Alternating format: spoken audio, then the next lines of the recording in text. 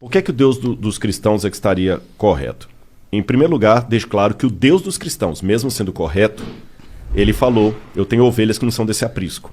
Ou seja, até o índio nunca ouviu falar de Jesus. Eu tô pensando naquele índio pré-cabraliano, né? Que ele tinha Tupã ali, a natureza e tudo mais e tudo. A palavra não chegou. Não chegou. E Paulo fala, o que de Deus se pode conhecer, ele lhes revelou pela natureza. Deixa Deus, você está entendendo? Porque Deus já está cuidando deles. E às vezes assim, ele no que ele conhecia de Deus, ele foi fiel, foi sincero. E é isso que Deus vai levar em conta. A Bíblia fala que Deus não julga a pessoa pelo seu tempo de ignorância. Esse é um ponto. Mas isto posto, o que ele me perguntou não foi bem isso. O que ele perguntou é, por que eu falo que esse Deus é verdadeiro e não Buda ou qualquer outro? O Buda, praticamente, ele foi tornado Deus, principalmente no budismo do antigo Ceilão, Sri Lanka, né?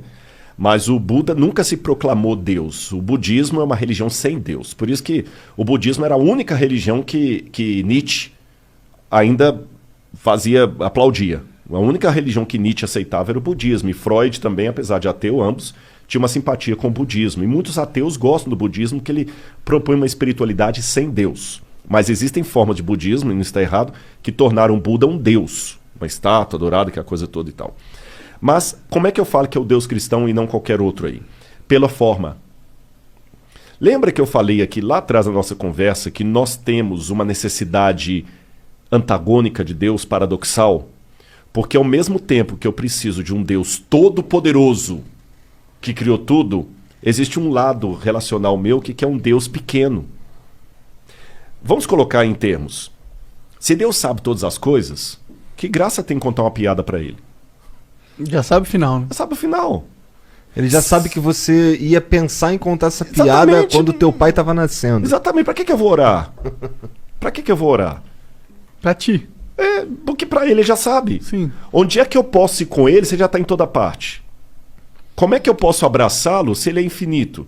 Quer dizer, não existe como eu me relacionar com ele. Mas eu preciso dele porque ele é grandioso.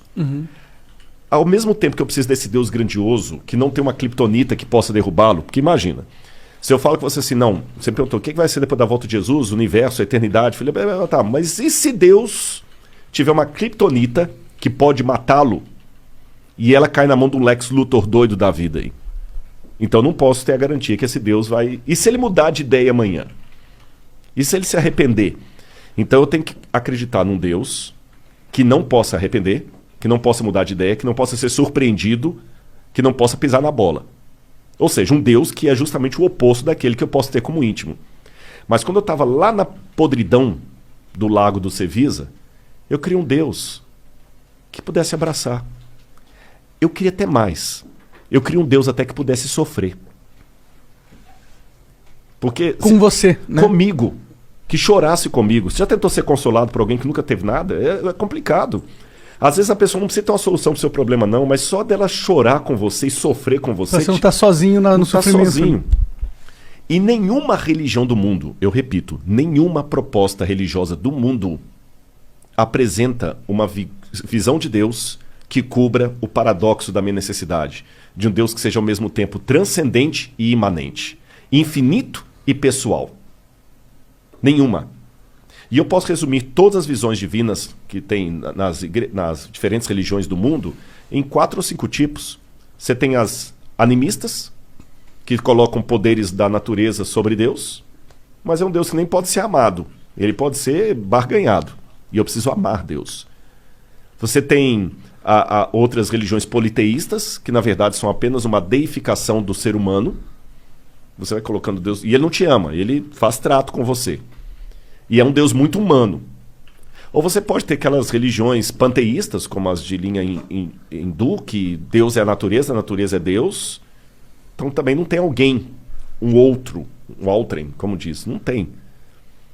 A única proposta religiosa que apresenta um Deus que é ao mesmo tempo infinito e se fez carne é a Bíblia Sagrada. Ou seja, se eu olhar antropologicamente falando, e alguém me pergunta então... Aqui eu tenho vários formatos. Eu tenho uma garrafinha de água, eu tenho uma garrafinha de refrigerante que ninguém vai saber qual é, e eu tenho a do gel aqui. Eu tenho um buraco na mesa. Você me pergunta assim, Rodrigo, qual das garrafas preenche esse buraco? É simples. É só olhar o formato do buraco e eu sei qual. Então, quando eu olho dentro da psique humana, qual a forma de Deus que eu sou carente? A única proposta é a do cristianismo. Porque se Deus mentisse, ele sabe todas as coisas, mas finge que não sabe só para te ouvir, ele estaria sendo um hipócrita. Ele não estaria sendo verdadeiro. Mas quando Cristo, sendo Deus, abriu mão, Paulo fala que ele esvaziou da divindade dele e se tornou um de nós, ele não é hipócrita. Quando ele pergunta, meu filho, o que você quer? Vamos juntos. Ele abriu mão da onisciência dele para me fazer uma pergunta honesta.